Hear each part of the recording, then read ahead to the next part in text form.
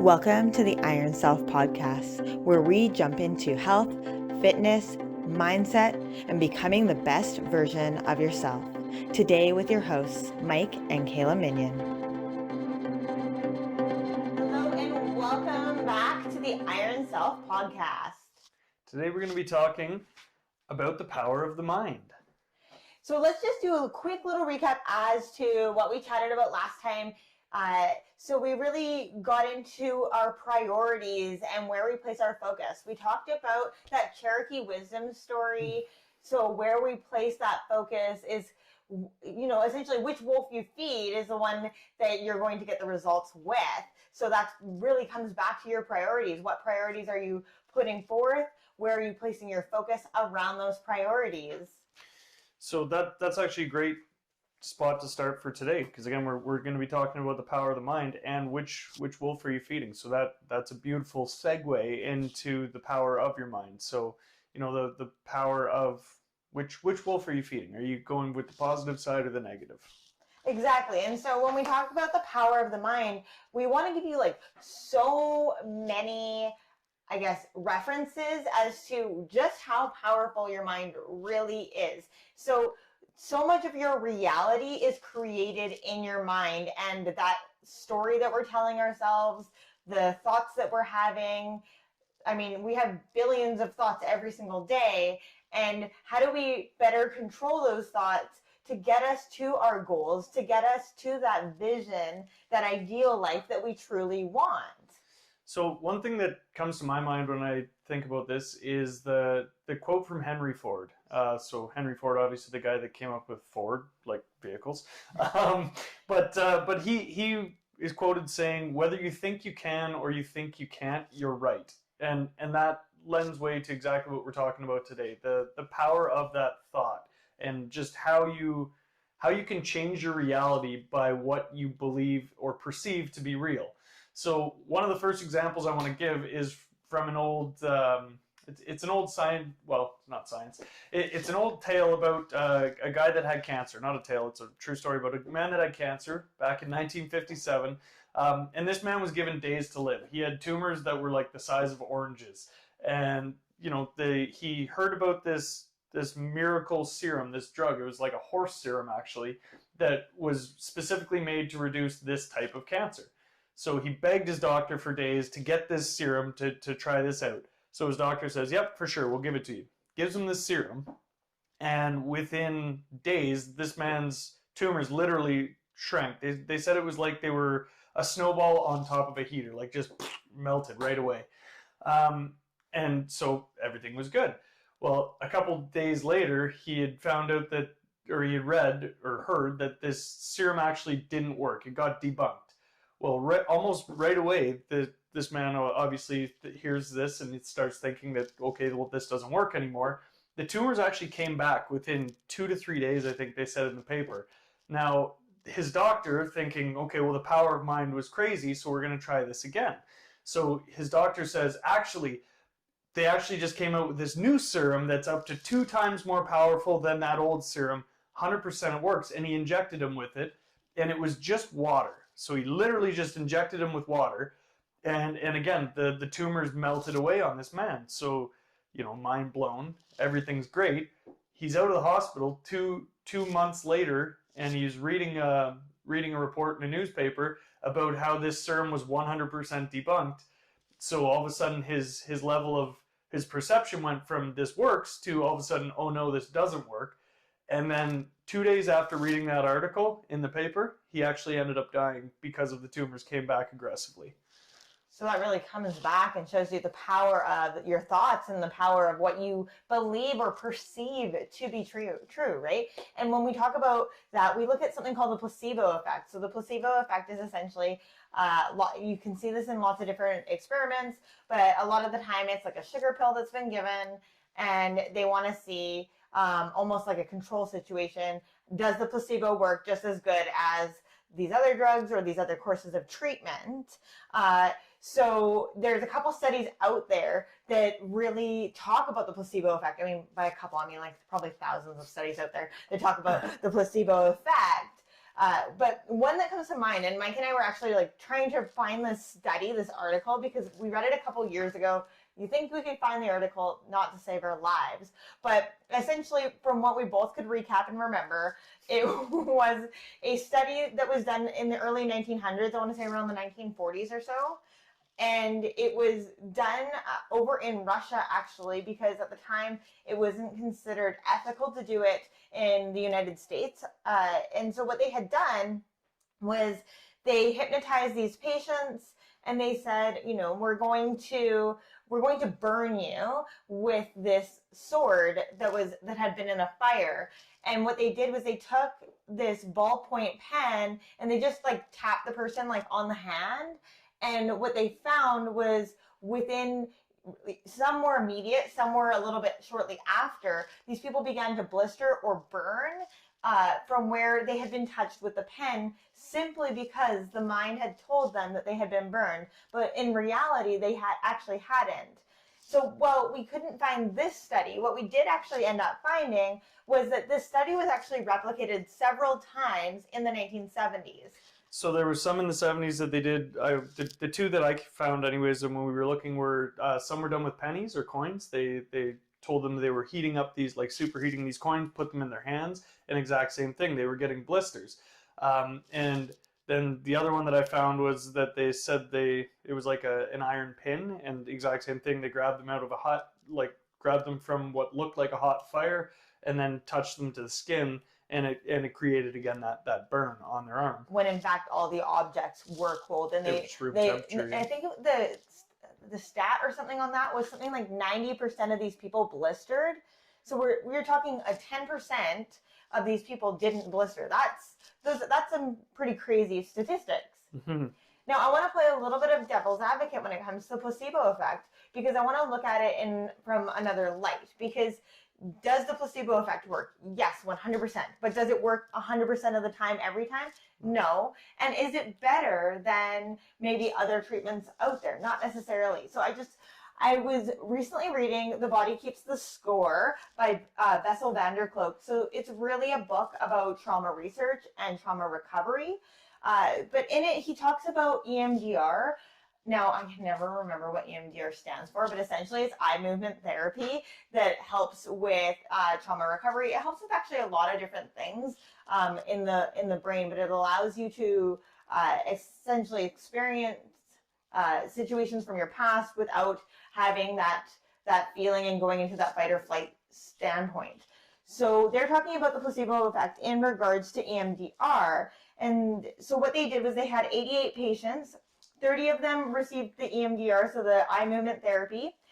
28 of them received Prozac, and the rest of them received a sugar pill, which is the placebo.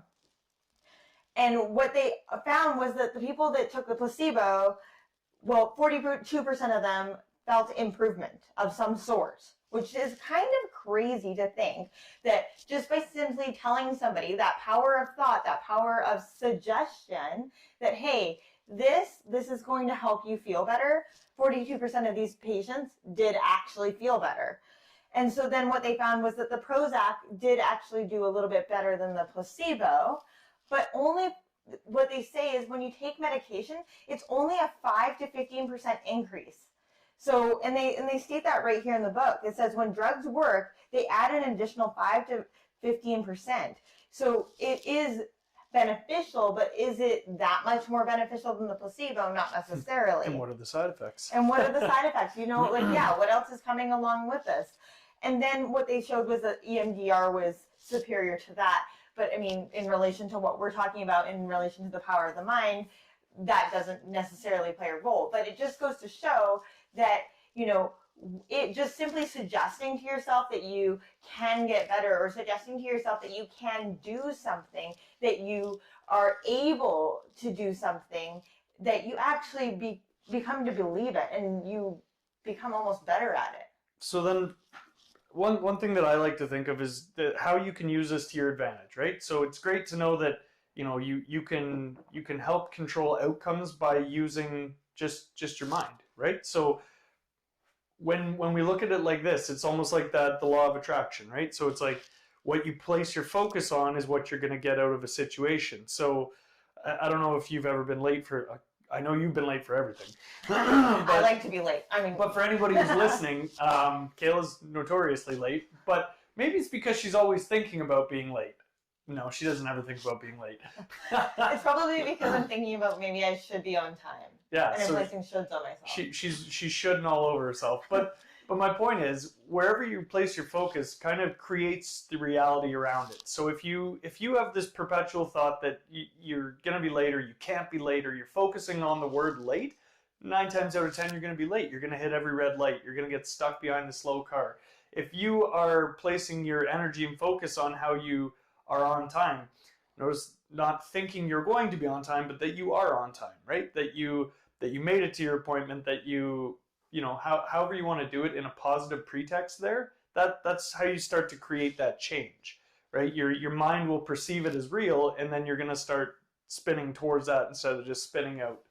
Right, and when you're looking at your goals, so a lot of the time, let's use healthy eating as a standpoint here. So a lot of people will come in and say, I want to eat better, and then all of a sudden they have a night where there's pizza and chips and stuff like that in front of them, and then they eat the pizza and chips, and then they go through this cycle of guilt, regret, whatever that negative feedback cycle is, and they tell themselves, oh, I can't actually eat properly, I can't stick to this diet, whatever that might be.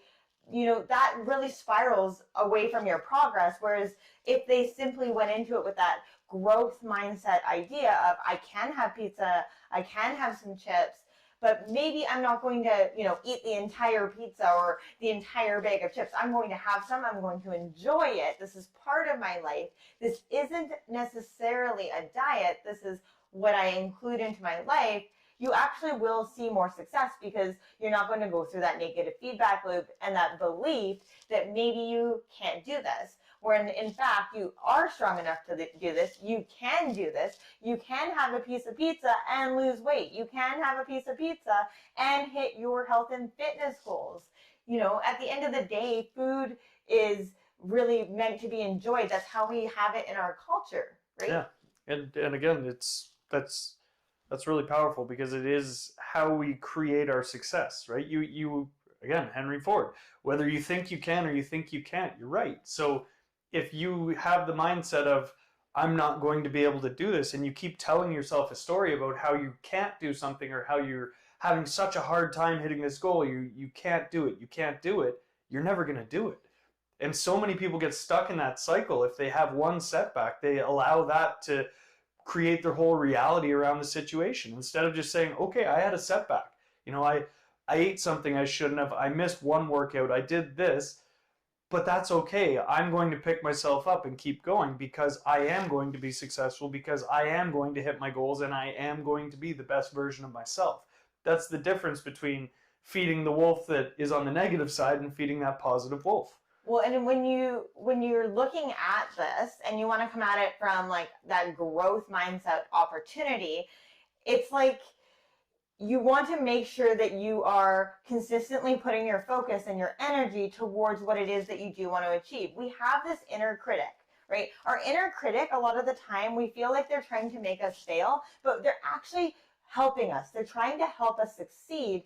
And what that inner critic does is it goes, oh, you didn't eat healthy this day. Oh, look at all these situations in the past where you didn't eat healthy. You know, you constantly do this, blah, blah, blah, blah, blah. Critique, when in fact it's a survival mechanism. It's saying, hey, look at all these times where you have not necessarily been successful in this, but we know you can be successful. That is that wolf feeding the wolf that you want to. I know I can be successful. Yes, I've had all these setbacks. Yes, I've had all these situations in my life where I've proven to myself that maybe this isn't necessarily true.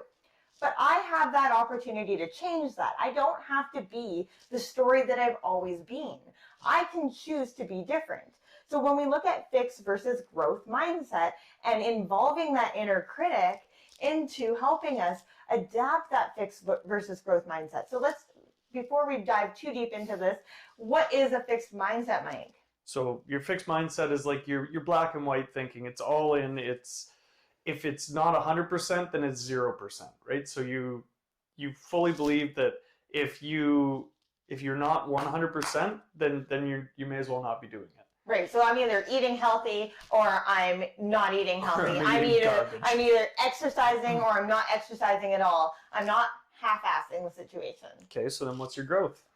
So my growth mindset is that opportunity, that ability to know that I can change, that I can overcome obstacles, and that I am resilient, and that ability to take back the chance that I am human, right? That compassion, that sense of humanity, that idea that I'm human and I make mistakes, or I am human and I can change my situation, my circumstances. I can achieve whatever goals that I want to. For growth mindset, I like to think of the word adaptability, because you can take a situation that might not be 100% perfect in your mind's eye, and you can adapt to that situation to make the best of it, right? It's not, oh, it's raining today, so it's a bad day. It's, okay, it's raining today. I'm going to take my 3-year-old and go jump in some puddles. Right.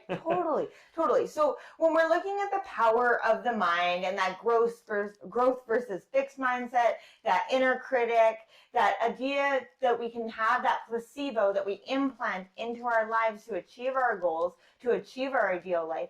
I mean, what is your number one tip, Mike, that you think would be best to give our audience here to really step into that placebo effect, step into that power of their mind? The biggest thing is belief in yourself. I mean, I've heard it before, and I forget the quote where I saw it, but it was, if you don't believe in yourself, nobody else is going to either. So you need to have that self-belief. Everybody needs the ability to believe in themselves. What do you think? Well, before I give you my thought, I mean, how do you believe in yourself? What do you mean, how do you believe in yourself? Well, I mean, what do you do to create that belief? I mean, it's one thing to step out there and go, I'm going to believe in myself. And I'm going to give you an example. So like at the Spartan race, I'm like, I'm going to believe in myself. I can get over this obstacle. And I jumped up to grab on with my arms, and my arms physically could not pull me up. Like I was like in belief, and then I was like in disbelief, like, no, my arms are going to fail me. So tell me, how do I step into beginning to believe in myself? How do I create that? Repetition for me has always been the best thing. For myself, when I wanted to get into firefighting, it was that constant, self-talk of, I can do this. I'm on a journey to get to the point where I'm there. It's like, again, accepting yourself where you're at today. So maybe I'm not ready for everything that I want to achieve right now today, but I'm working towards it. I've created a path. I have a vision for where I'm going to be going with it, and I'm working towards that. So one of the things that I love about like creating that belief in self, because I'm going to be honest, I don't always believe in myself. And I mean, I think that's that common humanity, is that like, I wish I could tell you every day I wake up 100% going, yes, this is going to be the greatest day of my life. I am amazing. I'm going to create so much change in the world. But that is not what happens for me. So one of the things that I always do is I have an affirmation that's simple that I come back to. And I think affirmations are really important because it can just draw you back into that present moment. So a lot of the time that disbelief is like living in the past, like, oh, these are all the reasons why you shouldn't believe in yourself from all of these past experiences. And then also living in the future is like, oh my goodness, if I don't achieve this, or if I don't do this, look at all the things that could happen, right? Yep. But I mean, there's a list of a billion things that could happen when you walk out the front door, so to put your focus on one or another more, it just creates that anxiety and that sense of urgency that maybe isn't necessary.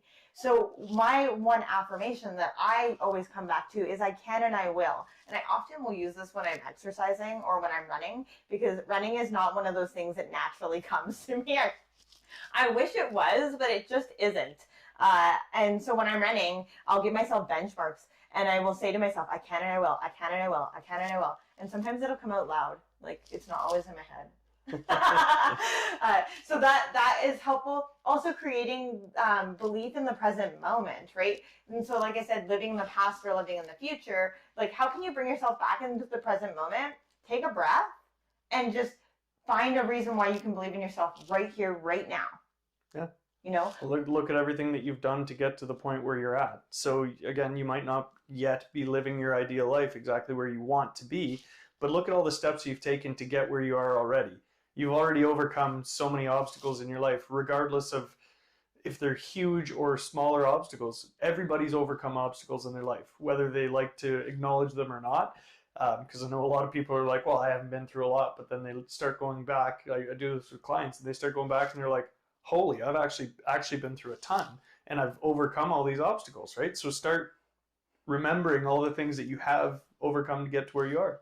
Right. And so then my tip for like the power of the mind is just finding something to focus on. And for a lot of the time for me, that's setting like a daily goal or a daily point of focus. So we have gratitude journals that Mike and I fill out every morning.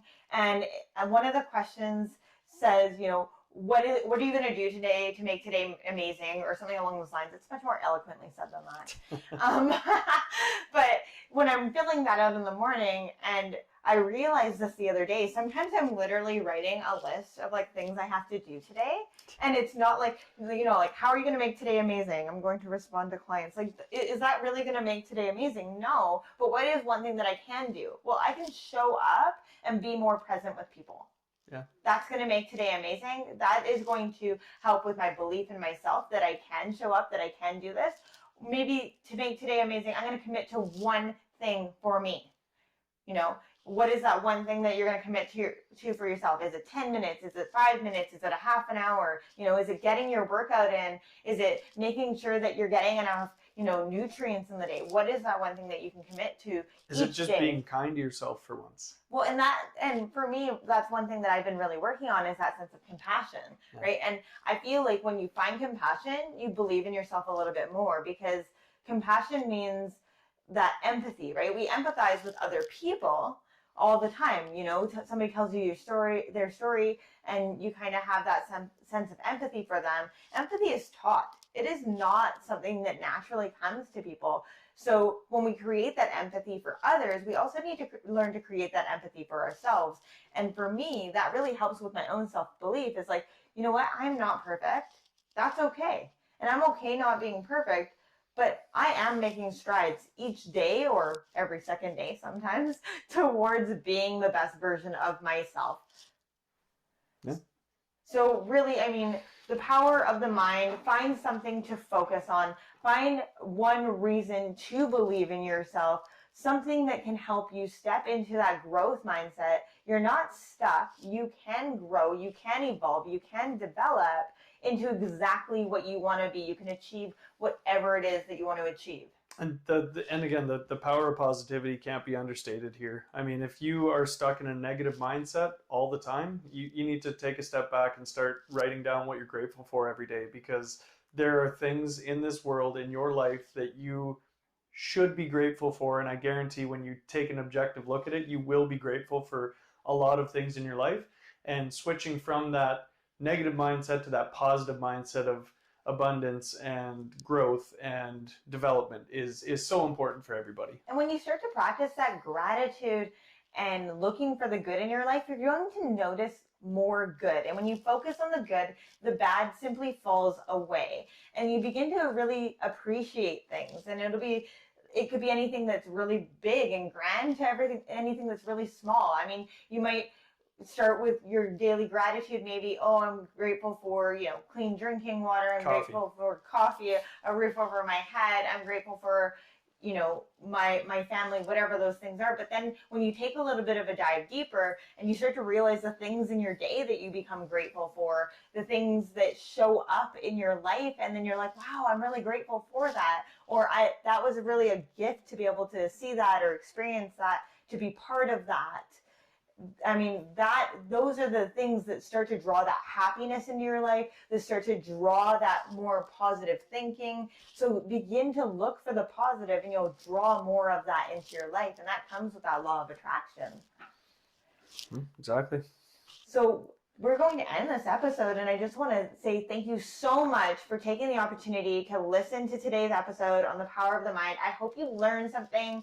I hope that you were able to take something away from today's discussion. If you guys found some value in today's episode, just make sure you feel free to share it, like it on Facebook, wherever else, and yeah, join us next week. Take care. Bye for now.